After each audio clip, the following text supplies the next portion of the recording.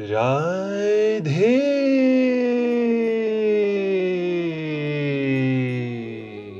राधे। चलिए, आज के अध्याय में हम आपको बताएंगे कि मनुष्य को किस मंत्र का जाप करते हुए शरीर को त्यागना चाहिए। मिलकर बोलिए, राधे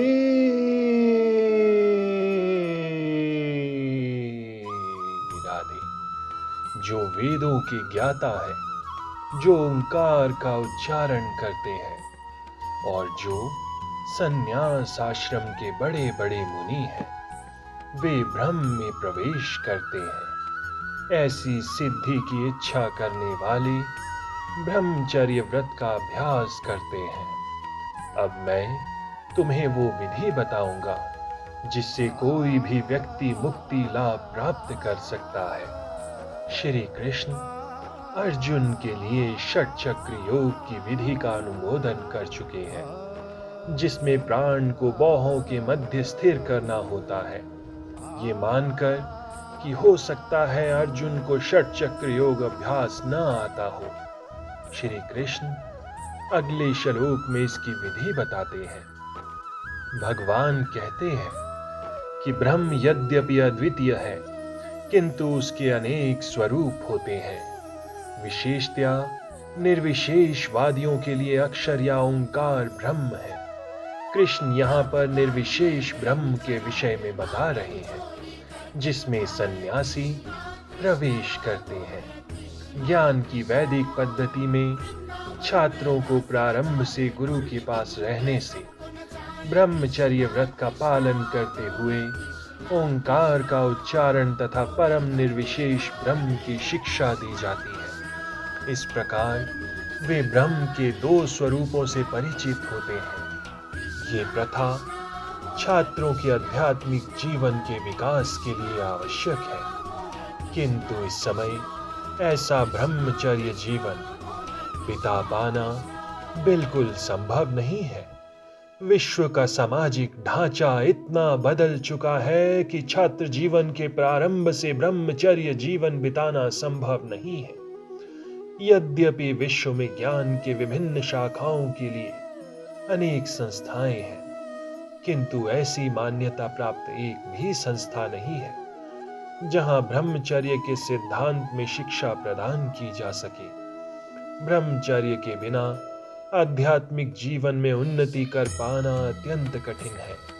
अतः इस कलयुग के लिए शास्त्रों के आदेशानुसार भगवान चैतन्य ने घोषणा की है कि भगवान कृष्ण के पवित्र नाम हरे कृष्ण कृष्ण कृष्ण हरे हरे, हरे राम राम राम हरे हरे के जप के अतिरिक्त परमेश्वर के साक्षात्कार का कोई अन्य उपाय नहीं है। राधे राधे।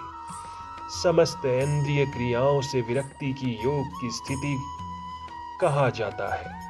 इंद्रियों के समस्त द्वारों को बंद करके तथा मन को हृदय में और प्राण वायु को सिर पर केंद्रित करके मनुष्य अपने को योग में स्थापित करता है। यहाँ बताई गई विधि से योगाभ्यास के लिए सबसे पहले इंद्रिय भोग के सारे द्वार बंद करने होते हैं। ये प्रत्याहार अथवा इंद्रिय विषयों से इंद्रियों को हटाना कहलाता है। इसमें ज्ञान इंद्रियों नेत्र, कान, नाक, जीभ तथा स्पर्श को पूर्णतया वश में करके उन्हें इंद्रिय तृप्ति में लिप्त होने नहीं दिया जाता। इस प्रकार मन हृदय में स्थित परमात्मा पर केंद्रित होता है और प्राण वायु को सिर के ऊपर तक चढ़ाया जाता है।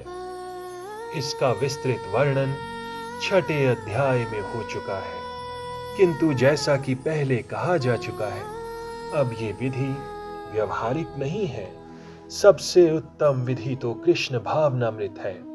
यदि कोई भक्ति में अपने मन को कृष्ण में स्थिर करने में समर्थ होता है, तो उसके लिए अविचलित दिव्य समाधि में बने रहना सुगम हो जाता है। इस योगाभ्यास में स्थित होकर तथा अक्षरों के परम संयोग यानी ओंकार का उच्चारण करते हुए यदि कोई भगवान का चिंतन करता है, और अपने शरीर का त्याग करता है तो वो निश्चित रूप से आध्यात्मिक लोकों को जाता है। यहाँ पर स्पष्ट उल्लेख हुआ है कि ओम ब्रह्म तथा भगवान कृष्ण परस्पर भिन्न नहीं है। ओम कृष्ण की निर्विशेष ध्वनि है, लेकिन हरे कृष्ण में ये ओम सन्निहित है। इस युग के लिए हरे कृष्ण मंत्र की जप की संतुष्टि की गई है। अतः यदि कोई हरे कृष्ण कृष्ण कृष्ण हरे हरे, हरे राम राम राम हरे हरे इस मंत्र का जप करते हुए शरीर त्यागता है तो वो अपने अभ्यास के गुणानुसार आध्यात्मिक लोकों में से किसी एक लोक को जाता है। कृष्ण के भक्त कृष्ण लोक या गोलोक वृंदावन को जाते हैं। सगुणवादियों के लिए आध्यात्मिक आकाश में अन्य अनेक लोक हैं जिन्हें वैकुंठ लोक कहते हैं, किंतु निर्विशेषवादी तो ब्रह्म ज्योति में ही रह जाते हैं। मिलकर बोलिए राधे।